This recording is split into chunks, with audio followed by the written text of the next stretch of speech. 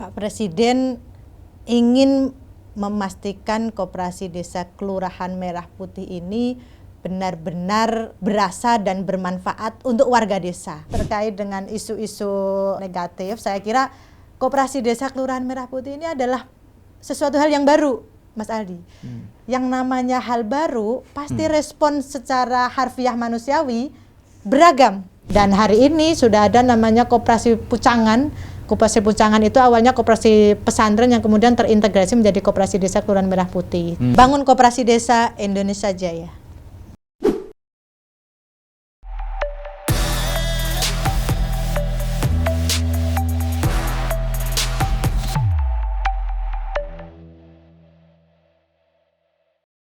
Kawan akurat, kita bertemu lagi dalam Akurat Talk. Kena tuh barang.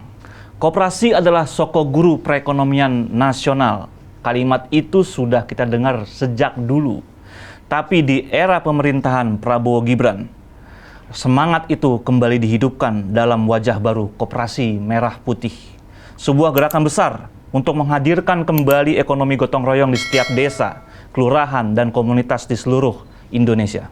Bukan hanya koperasi dalam arti lama dan klasik, tapi koperasi yang adaptif, digital, dan menjadi pusat kegiatan ekonomi rakyat.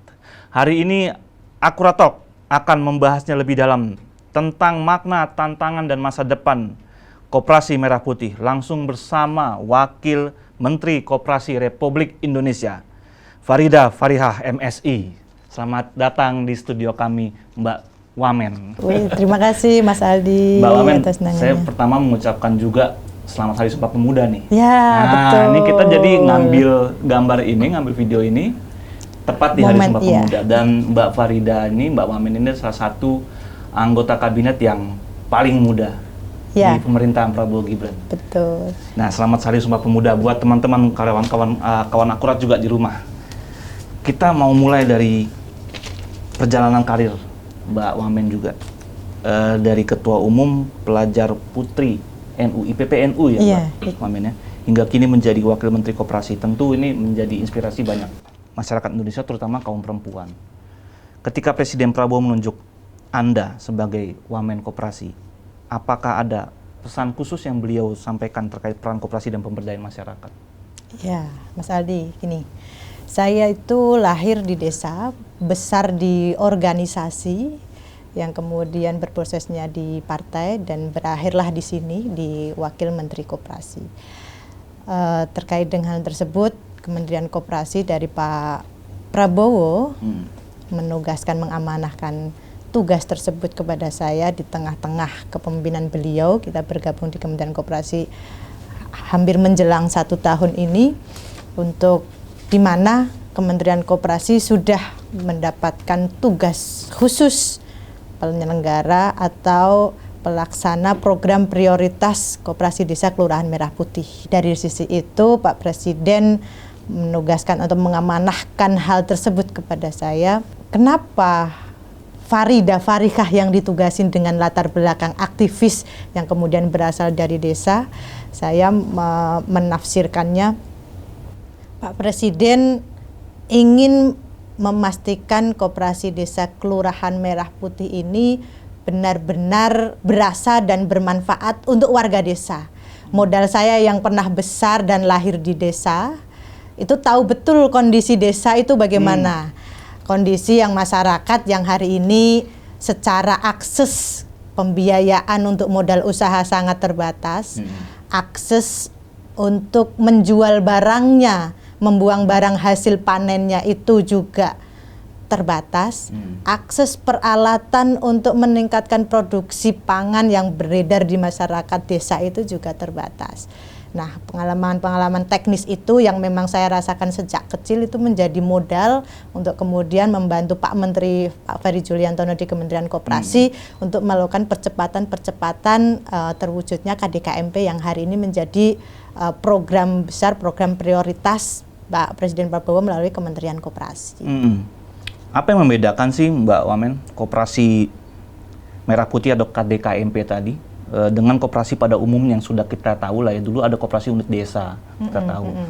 Nah, apakah ini semata rebranding aja atau emang ada model baru dari Koperasi Merah Putih ini yang diamanatkan oleh Presiden? Nah, Koperasi Desa Kelurahan Merah Putih ini memang diantaranya pengen merebranding makna koperasi yang bagi anak muda itu sudah terkesan usang, jadul, tidak relate dengan kondisi saat ini. Betul. Pak Presiden Prabowo yang punya pemikiran bahwa pada masa lalu koperasi itu pernah menjadi soko guru ekonomi, dan memang nilai-nilai kegotong royongan yang ada di koperasi sebagai lokomotif ekonomi pada saat itu benar-benar lahir dari kultur masyarakat Indonesia yang seharusnya ini menjadi kekayaan baik secara nilai maupun secara perkembangan lembaga keekonomiannya, dan bisa diangkat kembali, diadaptasi lagi dengan kondisi yang sekarang, sehingga Koperasi Desa Kelurahan Merah Putih ini secara nilai sama dengan koperasi yang lama. Nilai-nilai kegotong royongannya, nilai-nilai sosialnya, kemandiriannya, prinsip-prinsipnya sama. Tetapi kemudian dilengkapi dengan hal-hal yang adaptif dengan sekarang. Contoh, kita lengkapi dengan Simkopdes. Kalau di KDKMP itu ada namanya Simkopdes, Sistem Informasi Koperasi Desa. Digitalized. Ya, jadi koperasi ini akan dikelola secara digital, semua transaksinya, kelembagaannya, keanggotaannya, kepengurusannya, semua tercatat di digital ini dan bisa dibuka atau bisa diakses oleh semua orang. Itu. Dan yang menarik dengan sistem digitalized ini, koperasi desa ini kita dorong. Selain sebagai nanti akan menjadi gerai-gerai itu, kita akan dorong koperasi desa ini untuk memunculkan dan mengelola atau mengolah potensi desa yang ada di situ, sehingga pada saatnya nanti akan menjadi sentra-sentra tertentu. Koperasi desa ini akan menjadi sentra ketika ini dihubungkan dengan digital, sistem informasi yang terpusat itu tadi. Indonesia atau kita, pemerintah pusat akan memiliki database yang akurat terkait dengan kondisi faktual desa, termasuk dengan jumlah penduduk dan lain sebagainya. Dan itu sumber dayanya. Nah, itu yang kemudian menjadi pelengkap dari nilai-nilai koperasi yang lama dengan koperasi yang sekarang. Sejauh ini bagaimana progres pembangunan fisik dan permodalan koperasi-koperasi di desa dan kelurahan itu, Mbak Wamen? Kan dari target 80.000 itu kan sudah seberapa banyak tuh yang proses awalnya sudah mulai lancar nih, misalnya pembangunannya, permodalannya, itu progresnya bagaimana, Mbak Wamen? Nah, di Juli kita sudah deklarasikan atau sudah di launching 80.000 koperasi secara kelembagaan sudah terbentuk, bahkan terus bertambah sampai secara saat ini 82.000 ya. Secara kelembagaan koperasi yang tercatat di badan hukum. Itu secara kelembagaan. Yang namanya kelembagaan berarti kepengurusannya ada. Ini Koperasi Merah Putih apa koperasi yang sudah ada? Koperasi Merah Putih. Koperasi Merah Putih, ya. Jadi di Kementerian Koperasi, Mas Aldi, kita punya 130.000 koperasi existing yang non koperasi Merah Putih. Ditambah dengan 80.000 koperasi yang dari Merah Putih. Jadi kita pekerjaannya 2 kali lipat. Yang dulunya mendampingi 130.000. Sekarang ditambah dengan 80.000. Jadi 210.000 koperasi. Gitu kira-kira. Nah, dari 80.000 ini kita kemarin mock up ada kurang lebih 100. Mock up ini yang kita launching waktu bulan Juli itu sebagai prototipe kira-kira begitu untuk proses operasionalisasi, percontohan. Nah, sekarang tumbuh dan berkembang dibantu dengan Bank Himbara dan juga kemudian ada CSR, ada dari LPDB. Nah, itu ada contohnya, ada di Bentangan, ada di Boyolali, ada di beberapa titik yang 100 itu beroperasionalisasi normal.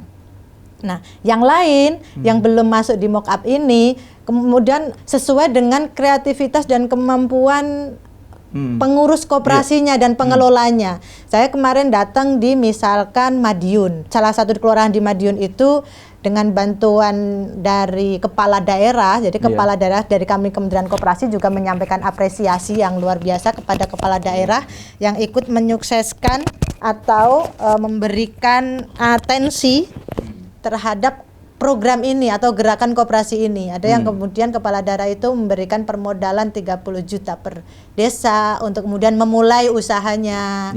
Ada yang memberikan sewa tempat gratis, ada yang mengupayakan transportasinya. Dukungan-dukungan itu terus muncul. Ini masih mandiri. Semampu mereka ya. Semampu mereka sambil menunggu dari Kementerian Koperasi yang hari ini sudah mulai melakukan pembangunan fisiknya dulu. Jadi pada saatnya nanti setiap koperasi desa kelurahan Merah Putih yang 80.000 ini akan terbangun bangunan fisik dalam bentuk 6 gerai dan 1 gudang beserta dengan alat transportasinya, bisa truk atau mobil. Itu standarnya? Ya, itu standar prototipenya. Yang kemudian ini kita proses angka data sehingga kesibukan kita sekarang ini, Mas, kita melakukan inventarising data aset desa maupun pemerintah. Jadi bangunan ini harus dibangun di atas tanah negara.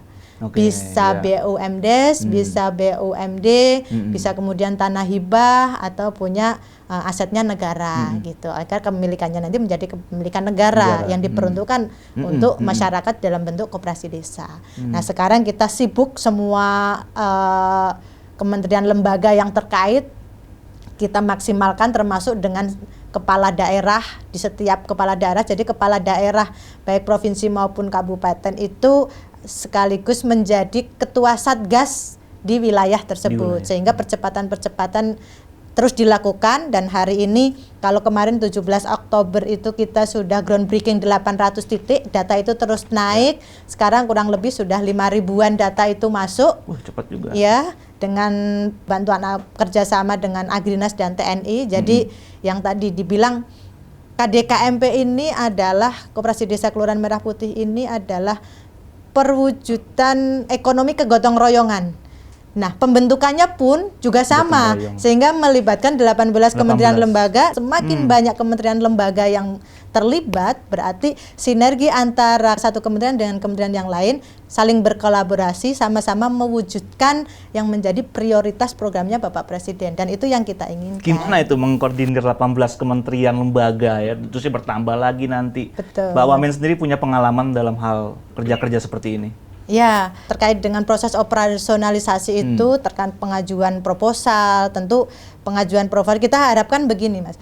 Koperasi Desa Kelurahan Merah Putih ini harus untung. Jadi kita selalu menyampaikan itu, yang namanya koperasi itu harus untung. Kenapa harus untung? Kan setiap rapat anggota tahunan itu yang dibagi SHU, sisa hasil usaha, bukan sisa hasil hutang. Jadi harus untung. Nah, konsep harus untung ini bisa berhasil kalau pengelolanya dan pengurusnya mengelola koperasi ini dengan profesional. Ya kan? Profesional itu perencanaan bisnisnya ada. Dia mau usaha apa, yang dijual apa, modalnya berapa, nanti targetnya bagaimana, untungnya ada. Ini sebelum melakukan bisnisnya itu, ini sudah harus matang dulu. Nah, untuk ini matang itu kan perlu melibatkan banyak pihak. Betul. Termasuk Bank Himbara, bank-bank Himbara itu kita juga edukasi karena mereka sudah ahli di bidang pendampingan KUR misalkan kan, dengan usaha-usaha yang beredar di masyarakat, mereka melakukan pendampingan itu. Di kita sendiri di Kementerian Koperasi juga memfasilitasi pendampingan koperasi. Kita ada namanya PMO. PMO itu Project Management Officer, pendamping koperasi untuk Merah Putih, Koperasi Merah Putih ini di setiap provinsi 2 orang, kabupaten kota 2 orang. Ada namanya BA, Business Assistant. Business Assistant ini pendamping koperasi yang memang kita rekrut dari Kementerian Koperasi ini, 1 orang mendampingi 10 koperasi desa kelurahan Merah Putih. 8 sampai 12 lah, rata-rata 10. Nah, di bulan Oktober kemarin kita sudah merekrut untuk PMO itu, karena di seluruh Indonesia 1.104. Untuk BA-nya hampir 8.000. Itu kita sebar sekarang ke seluruh desa. Untuk itu tadi sama-sama gotong royong mendampingi pengurus dan pengelola Koperasi Desa Merah Putih agar memastikan bisnisnya, core bisnisnya ini jalan. Jadi tidak hanya yang penting jalan, tapi harus benar-benar punya mindset ini usaha harus dikelola profesional, tahu yang dikerjakan, tahu untungnya berapa, target modal baliknya kapan, Iya. dan itu tentu butuh pendampingan yang khusus. Kalau terkait dengan kelembagaan 18 itu. Kita sinergikan, misalkan dengan BGN. BGN bagian dari 18 itu. Kita ingin koperasi-koperasi Desa Kelurahan Merah Putih yang hari ini, yang bagian dari 100 tadi, yang sudah profesional tadi, sudah ada omsetnya, jalan manajemennya sudah bagus gitu. Kita linkkan dengan dapur-dapur SPPG-nya MBG, kemudian dia menjadi penyuplai bahan pokoknya itu. Kemudian ada di Kementerian Kelautan. Kementerian Kelautan itu punya program Kampung Nelayan. Kampung Nelayan itu kemudian karena dia memfasilitasi kampung nelayan itu kan kekurangannya mereka ikannya cepat busuk karena tidak punya cold storage. Tidak punya pabrik es misalkan. Akhirnya Kementerian Kelautan memiliki program itu dan kita sinergikan. Nelayannya dibantu dengan itu, SDM manusianya, masyarakat nelayannya kita sandingkan dengan Koperasi Desa Kelurahan Merah Putih gitu. Itu salah satu mitra-mitra atau kelembagaan kementerian terkait yang kemudian kita gandeng untuk percepatan termasuk di Kementerian Desa. Kementerian Desa dari awal digandeng karena ini basicnya adalah basis desa. Tentu desa punya pemetaan, desa pun tahu kondisinya bagaimana, dan itu kita untuk kerjasama bareng, termasuk Kemendagri. Kenapa Kemendagri? Karena selain koperasi desa, kita juga koperasi Kelurahan Merah Putih, gitu. Jadi kementerian-kementerian yang terkait ini kita ajak duduk bareng, regulasinya diatur bareng. Itu bagaimana? Dirigennya siapa tuh Mbak kalau kayak gitu? Kalau di yang kita nggak membayangkan Satgas, 18 kementerian lembaga dan tambah lagi yang mengkomunikasikan program-program di masing-masing sektoral itu. Itu siapa? Tugasnya siapa tuh Mbak? Dan Anda sebagai wamen koperasi itu posisinya di mana itu dalam hal penugasan seperti itu? Nah, kalau di Inpres 9 2025 dan Kepres 9 2025 itu ada namanya Satgas Percepatan Pembentukan Koperasi Desa Kelurahan Merah Putih. Ketua Satgasnya itu Pak Menko Pangan percepatan karena memang harus cepat Mas. Kayak pembentukan kelembagaannya aja kurang dari 2 bulan itu 80.000 terbentuk. Sekarang juga sama. Sekarang Inpres yang terbaru adalah Inpres 17 2025. Itu Inpres percepatan pembangunan fisik. Gerai dan gudang untuk Koperasi Desa Kelurahan Merah Putih. Kenapa percepatan? Ya kita harus target gitu. Nah, ini 80.000 ini harus selesai pembangunannya akhir Maret 2026. Wow. Nah, ini kan fisiknya atau fisiknya? Fisiknya tinggal ya karena lembaganya sudah ada. Lembaganya sudah selesai. Ini struktur lembaganya sudah selesai, bangunannya kita gandeng Agrinas dan TNI untuk percepatan. Seiring dengan pembangunan fisik, kita juga pembangunan SDM. Apa bentuknya? Pengurus-pengurus dan pendamping yang tadi sudah kita rekrut, sudah dibentuk itu, kita lakukan pelatihan-pelatihan. Jadi hari ini Kementerian Koperasi sangat sibuk sekali, setiap kabupaten, kota, provinsi itu melakukan pelatihan-pelatihan baik untuk pendampingnya maupun pengurusnya. Dan Mbak Wamen sendiri ada di Satgas Percepatan Pembangunan Fisik itu? Ya, kalau di kita Wamen Koperasi itu di Satgas itu sebagai koordinator pelaksana harian. Jadi kita terus memantau, misalkan kalau dulu tugasnya pembentukan, jadi kita ada korwil, jadi masing-masing korwil itu membawai beberapa provinsi memastikan hari ini sudah terbentuk berapa, besok perkembangannya berapa, itu dulu. Kalau sekarang korwil-korwil akan kita fokuskan ke hari ini sudah berapa aset tanah dari koperasi desa yang masuk. Karena itu akan menentukan percepatan itu tadi. Kalau kita hitung mundur, bangunan kurang lebih 6 gerai dan 1 gudang itu maksimal 3 bulan selesai. Kalau 3 bulan selesai berarti data terakhir harus masuk itu sekitar 15 atau 16 November.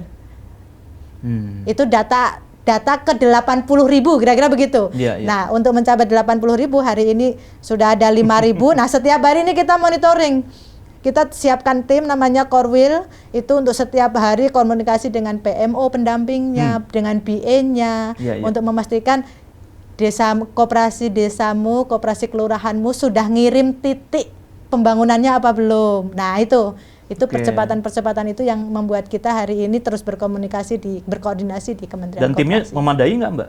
merasa memadai nggak dengan tim yang ada sekarang ini di Kementerian Koperasi untuk melakukan tugas-tugas besar itu? Ya, alhamdulillah kalau saya boleh cerita, Kementerian Koperasi ini sebelumnya kan Kementerian Koperasi dan UMKM. Betul. Kita sudah selesai bagi Gonogini, termasuk bagi SDM-nya. SDM-nya terbelah menjadi 2 kementerian, tugasnya bertambah tadi yang saya bilang, tapi soliditas teman-teman birokrasi, teman-teman di Kementerian Koperasi itu alhamdulillah selalu optimis, dan itu berhasil ketika pembentukan kelembagaan 80.000, itu mereka berhasil tepat pada waktunya, dan kita juga yakin semoga yang pembangunan fisik GRE ini dalam waktu sampai akhir Maret itu nanti juga kita optimis bisa berhasil. Itu saya masuk ke isu-isu yang lagi bergaung, bergema di masyarakat. Kalau kita ngelihat program-program strategisnya, program hasil terbaik cepatnya Pak Prabowo, itu ada beberapa ya yang apresiasi positifnya cukup banyak, tapi ya program yang dapat sorotan lumayan ini negatif ya, negatif tanda kutip. Banyak kecurigaan di situ ya, salah satunya MBG dan Koperasi ini. Karena banyak isu-isu miring tentang apa sih di balik program ini. Nah, mungkin ini kita sekaligus untuk menanyakan langsung nih ke Mbak Wamen. Misalnya, kenapa program ini menjadi salah satu prioritas utama ya pemerintahan Prabowo Gibran sampai tadi 80.000 fisik itu dibangun dengan target Maret 2026. Ya kan, ini kan pekerjaan yang bukan main ya besarnya gitu.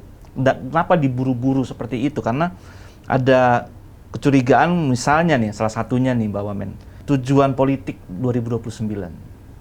Kan rata-rata 100 anggota per koperasi, 80.000 koperasi dibangun.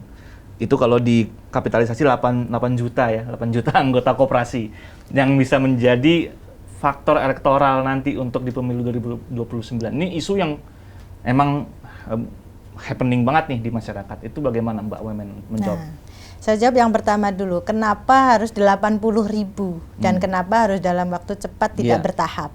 Yang pertama, Presiden ingin memastikan setiap desa punya hak yang sama untuk merasakan keberadaan koperasi desa yang tujuannya adalah koperasi desa Kelurahan Merah Putih ini nanti menjadi pusatnya, senternya perekonomian di setiap desa. Setiap desa punya hak untuk memandirikan koperasinya. Setiap desa punya hak untuk memajukan desanya masing-masing melalui koperasi desa, sehingga kita tidak memilah dari 80 ribuan desa yang ada dengan kelurahan, kita tidak menspesialis hanya 10%-nya atau 20%-nya. Jadi Presiden ingin memastikan semua desa punya hak yang sama untuk kedaulatan ekonominya, kira-kira begitu. Itu yang pertama. Yang kedua, terkait dengan isu-isu negatif, saya kira Koperasi Desa Kelurahan Merah Putih ini adalah sesuatu hal yang baru, Mas Aldi. Yang namanya hal baru, pasti respon secara harfiah manusiawi beragam. Ada yang semangat, ada yang takut, ada yang khawatir, ada yang overthinking, ada yang negative thinking, ada yang curiga. Itu manusiawi. Kita tidak bisa memaksa untuk semuanya harus semangat. Ya. Yang kemudian curiga, negative thinking, overthinking itu adalah tugas kita bersama dari kami Kementerian Koperasi, bagaimana kita menjelaskan kepada publik bahwasanya program ini diperuntukkan untuk masyarakat lapisan paling bawah, desa dan kelurahan, diperuntukkan mereka agar mereka masyarakat di desa ini biasanya terkait dengan program-program pemerintah itu menjadi target atau objek. Nah, dengan keberadaan koperasi desa ini, pemerintah pengen atau Pak Presiden pengen para masyarakat yang ada di lapisan paling bawah di desa dan kelurahan ini, mereka menjadi pelaku program, pelaku pasar. Jadi kalau kita pengusaha datang ke suatu komunitas atau daerah pasti tahu di sini jumlah penduduknya berapa. 5.000. Oh iya, berarti ada peluang 5.000 pasar konsumen yang akan saya kelola. Kan gitu. Jadi marketnya. Jadi marketnya, jadi target pasar. Nah, sekarang kita balik dengan program Koperasi Desa Merah Putih ini yang dikelola oleh mereka. Kita dorong agar tidak hanya menjadi market, tetapi menjadi pelaku ekonomi di desanya masing-masing. Yang unik, Mas, Koperasi Desa Kelurahan Merah Putih ini kepengurusannya itu secara demokratis ditentukan oleh rapat anggota yang masyarakat umum itu tadi. Tidak ada prasyarat khusus, tidak harus tahu IT, tidak harus lulusan S1, tidak harus tahu bisnis, tidak harus punya usaha. Justru di situ Mbak Wamen, problem utamanya dalam hal SDM. Ini banyak pihak meragukan, kan banyak pengurus koperasi terpilih bukan karena latar belakang koperasinya atau pengalaman bisnis. Sebagian besar mereka belum memahami tentang prinsip dasar koperasi atau belum pernah membuat rencana bisnis. Nah, itu bagaimana pemerintah mengatasi masalah ini dan keraguan ini? Gitu. Oke. Nah, di sisi itu Mas yang tadi kita bilang bahwa Koperasi Merah Putih ini adalah mau merebranding makna koperasi itu tadi. Makna koperasi itu adalah koperasi sebagai entitas ekonomi yang nilai yang usung utamanya adalah kegotong royongannya, bukan lagi melihat latar belakangnya. Jadi yang penting nilai di kepengurusan itu, di keanggotaan itu gotong royong, nilai kegotong royongannya ada, partisipatif masyarakatnya muncul, itu yang kita dorong. PR selanjutnya adalah setelah mereka terlibat, skillnya itu PR kedua yang harus kita libatkan. Kenapa menjadi PR kedua, tidak yang pertama? Kalau kita mengklasterisasi harus ahli kekoperasian, harus ahli bisnis dulu, keterlibatan masyarakatnya akan menjadi terbatas karena akan tersekat gitu. Nah, sedangkan kita pengen masyarakat ini berbondong-bondong semuanya tanpa melihat latar belakangnya, kemampuannya, semua ikut aktif di situ karena nilai yang dibangun adalah kegotong royongan dan kebersamaannya itu. Nah, tentu dengan kondisi masyarakat yang begitu, PR selanjutnya adalah SDM. Kita dampingilah, tugas kita nih di Kementerian Koperasi, sehingga kita fasilitasi dengan tadi namanya pendamping tingkat kabupaten kota dan provinsi itu PMO, Project Management Officer, sama BA Business Assistant yang kita tugaskan untuk terus berkomunikasi, mendampingi mereka jangan sampai ditinggalkan lah kira-kira dengan kondisi mereka saat ini. Kita bekali dengan apa? Pelatihan-pelatihan, kemudian dengan fasilitasi pengembangan SDM. Jadi pelatihannya itu kalau dia PMO sama BA itu 5 hari, kalau dia pengurus koperasi itu 3 hari. Di situ 3 hari. Jadi tidak hanya seminar 2 jam 3 jam, enggak.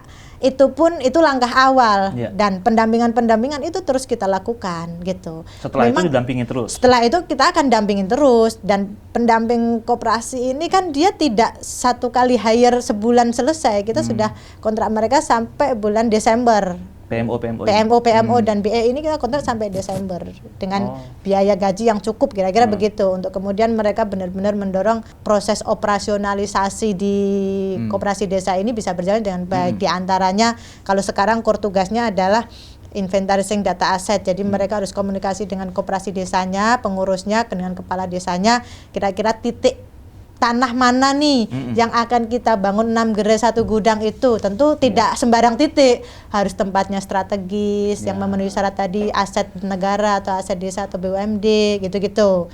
Yang kedua kemudian pelatihan proposal bisnis. Proposal bisnis ini juga harus profesional, tidak boleh sembarangan dibikin karena ini akan menentukan keberhasilan bisnisnya kan gitu. Yang ketiga ada pemetaan potensi desa. Itu. Jadi desa itu potensinya apa, itu yang kemudian ke depan nanti akan dikembangkan. Nah, pendampingan ini, pelatihan-pelatihan ini yang kita lakukan untuk tadi itu menjawab keraguan masyarakat tentang SDM-nya. Tentu karena ini adalah hal yang baru gitu. Ada plus minus, ada kekurangan di sisi A, di sisi B. Kita terbuka, kita pun terbuka dengan setiap masyarakat yang aware dengan koperasi. Kita juga ada hotline untuk pengaduan-pengaduan tersebut gitu. Apapun permasalahan yang muncul di bawah, laporkan kepada kami. Kita siap untuk sama-sama memperbaiki kalau ada yang kurang baik, memperbaiki kalau ada yang masih kurang sempurna. Tentu saja tujuannya sama, SDM-nya mumpuni pada saatnya nanti, bangunannya sudah ada, operasionalnya berjalan lancar, SHU-nya pada saatnya akan terkumpul. Siapa yang akan menikmati? Anggota koperasi desa. Siapa anggotanya? Seluruh masyarakat yang ada di desa tersebut. Tadi soal politik, ini soal SDM. Tadi yang ketiga itu soal permodalan atau finansialnya. Ini ada isunya kan, kita update-nya gini, Menteri Keuangan itu kan sudah menyiapkan tuh, Mbak, 216 triliun kalau nggak salah itu lewat himbaran untuk Kopdes. Apakah sistem penyalurannya sudah siap dan transparan agar tepat sasaran? Karena persoalannya banyak penasaran juga nih. Ini kan ada risiko korupsi, maladministrasi gitu, karena dana besar dengan proses pembentukan yang cepat ini Mbak Wamen. Pasti wajar kalau publik mempertanyakan ini gimana nih, pengawasannya belum terkonsep dengan baik atau bagaimana nih untuk keuangan yang begitu besar ini? Nah, keuangan yang begitu besar kita siapkan di tadi itu Sistem Informasi Manajemen Koperasi Desa, SIMKOPDES, Sistem Informasi Manajemen Koperasi Desa. Di situ ada proposal bisnis yang diajukan juga, transitnya di situ, akan di-ACC oleh mitra juga terjadinya di situ. Terus kemudian proses pembangunan yang sedang berlanjut itu juga di situ. Termasuk yang tadi saya bilang hari ini pendataan aset, asetnya itu dikirim berdasarkan titik lintang selatannya langsung real. Dia bisa ngisi itu kalau di desa itu. Jadi titik lokasinya mappingnya tuh real, terus kemudian fotonya juga ada. Nah, laporan keuangannya juga sama, kita harapkan juga begitu gitu. Sehingga semua bisa mengakses informasi yang ada, sama-sama bisa melototin, sama-sama bisa mengawasin gitu terkait dengan dana yang 3M hari ini dikucurkan untuk Koperasi Desa Kelurahan Merah Putih. 3M ini dalam bentuk bangunan ya perkoperasi untuk bangunan 6 gerai dan 1 gudang beserta dengan alat transportasinya beserta dengan isinya tadi itu. Itu. Ada menggandeng KPK misalnya gitu atau kejaksaan gitu? Kita kerjasama dengan kejaksaan, bahkan situs SIMKOPDES ini sudah kita integrasikan dengan kejaksaan itu Jaga Desa. Jaga Desa? Ya, Jaga Desa kita terlibat aktif dan itu bentuk dari mitigasi yang kita lakukan, mitigasi resiko kalau kemudian terjadi hal-hal yang tadi disampaikan, kita sudah melakukan itu dan harapannya tidak hanya kejaksaan, masyarakat yang ada di desa itu juga bisa melaporkan meskipun nggak anggota, kita juga terbuka, nggak apa-apa. Masyarakat yang belum menjadi anggota ikut mengawasi, kita sangat welcome gitu. Justru itu bisa menjadi masukan-masukan kami yang tentu saja Kemenkop ini tangannya terbatas untuk bisa menjangkau sampai tingkat bawah. Kita sangat mengharapkan masukan-masukan itu gitu. Mbak Wamen, itu di beberapa daerah ya, kayak Lombok Timur banyak koperasi yang belum beroperasi karena syarat bank. Sebagian besar belum berjalan karena kendala permodalan, syarat administratif, mengakses pinjaman dari Bank Himbara. Itu bagaimana menurut Mbak Wamen sendiri untuk mengatasi masalah kendala-kendala di lapangan itu? Di awal-awal itu ketika ada pengajuan proposal ke Bank Himbara itu memang ada prasyarat BI checking, itu ada SLIK ya kan gitu, sehingga banyak atau ada pengurus atau dewan pengawasnya yang kemudian tidak lolos BI checking. Nah, ketika ini permasalahan-permasalahan ini muncul, ya kita sigap dari Kementerian Koperasi langsung koordinasi dengan OJK gitu. Gimana caranya agar ini tidak menjadi kendala? Karena prinsipnya yang kita lakukan dari Satgas ini adalah percepatan, Mas. Percepatan yang kita lakukan, regulasi-regulasi untuk tujuannya Koperasi Desa ini mempermudah masyarakat di desa untuk bisa akses, misalkan akses pembiayaan gitu. Nah, ketika ada permasalahan-permasalahan atau kendala-kendala itu, ya tugasnya kita untuk mempermudah akses itu, tentunya sesuai dengan perundang-undangan yang ada gitu. Nah, sekarang sudah tidak perlu dengan SLIK dan BI checking itu, nggak perlu lagi atas dasar dari OJK. OJK sudah memberi lampu hijau berarti ya. Kita bicara soal latar belakang Mbak Wamen sebagai pelajar putri Nahdlatul Ulama. Dulu sempat menjabat ketua umum IPPNU juga. Lalu pasti ada dong misi-misi ke-NU-an juga dong di balik kerja-kerja koperasi ini ya Mbak ya. Terutama mengenai pesantren. Pesantren ini kan puluhan ribu, 42 ribu kalau jumlahnya, 9 juta santri. Ini kan sebenarnya modal kuat untuk kita menghidupkan ekonomi lewat koperasi. Bagaimana Mbak Wamen, bisa nggak ini sinergi dengan pesantren-pesantren yang ada di Indonesia jumlahnya puluhan ribu itu, koperasi ini? Ya, salah satu hal yang saya syukuri di 1 tahun pemerintahan Pak Prabowo Gibran ini adalah saya terlibat langsung di Kementerian Koperasi, di mana fokus utamanya adalah pemberdayaan ekonomi. Saya lahir dari pesantren, lahir dari desa yang tadi saya sampaikan, besar di organisasi Ikatan Pelajar Putri Nahdlatul Ulama, yang secara akses, secara ekonomi pasti rata-rata terbatas, kira-kira begitu. Jadi kalau ngomong koperasi atau pemberdayaan ekonomi, aku banget gitu. Kita pengen dari mereka, dari pesantren, dari masyarakat di desa, juga mereka tuh kan pengennya juga berdaya. Pengennya juga mereka ini mampu, mereka juga meningkatkan kemandiriannya, meningkatkan kedaulatan ekonominya sendiri, pengennya. Tetapi karena ekosistemnya yang belum mendukung, yang kemudian membuat mereka terbatas secara akses dan kemudian tidak berdaya. Termasuk di pondok pesantren. Pondok pesantren ini ada kopontren atau koperasi, namanya koperasi pondok pesantren. Kopontren. Oke. Jadi kehidupan di pesantren itu kan kumpulan manusia yang berkumpul di situ. Tentu saja yang namanya manusia berkumpul itu pasti butuh makan, butuh konsumsi, yang kemudian ini menjadi pasar baru. Nah, ini akan diintegrasikan dengan Koperasi Desa Kelurahan Merah Putih. Beberapa waktu yang lalu Bapak Ditjen Pesantren Kemenak, itu audiensi di kementerian kita, pengen agar pesantren-pesantren yang berada di setiap desa ini bisa berkolaborasi dengan koperasi desa. Kebutuhan pesantren itu kan banyak. Selain dia dikelola di Kopontren, tentunya dia akan mengambil barang dari luar untuk dikelola di Kopontren ini. Nah, dia sementara ini banyak yang mengambil di tingkatan kecamatan atau kabupaten, sehingga jaraknya cukup jauh rantai distribusinya. Nah, dia pengen bisa nggak kemudian ini diintegrasikan dengan Koperasi Desa Kelurahan Merah Putih. Nah, ini kolaborasi yang keren. Nanti kopontren ini bisa mengambil barang dari Koperasi Desa Kelurahan Merah Putih, atau Koperasi Desa Merah Putih bisa menampung hasil karya, misalkan pesantren itu punya komoditas yang sudah diproduksi di pesantrennya. Saya kira menjadi kolaborasi yang keren. Dan hari ini sudah ada namanya Koperasi Sunan Derajat. Pucangan itu awalnya koperasi pesantren yang kemudian terintegrasi menjadi Koperasi Desa Kelurahan Merah Putih.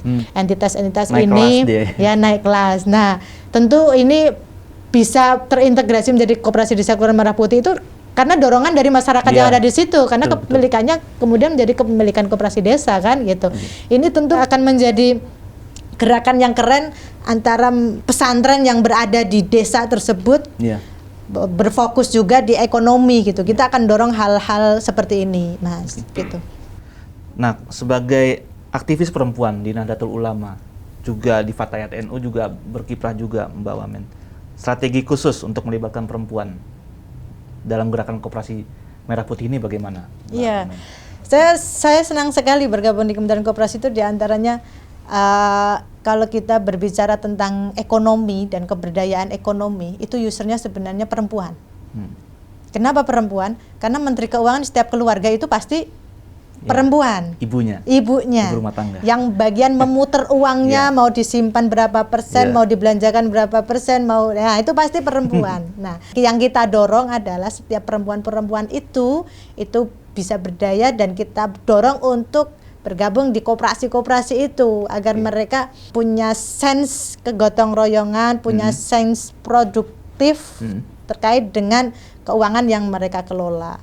Nah, menariknya, Mas, koperasi-koperasi yang ada di Kementerian Koperasi yang dikelola oleh perempuan-perempuan itu juga maju gitu.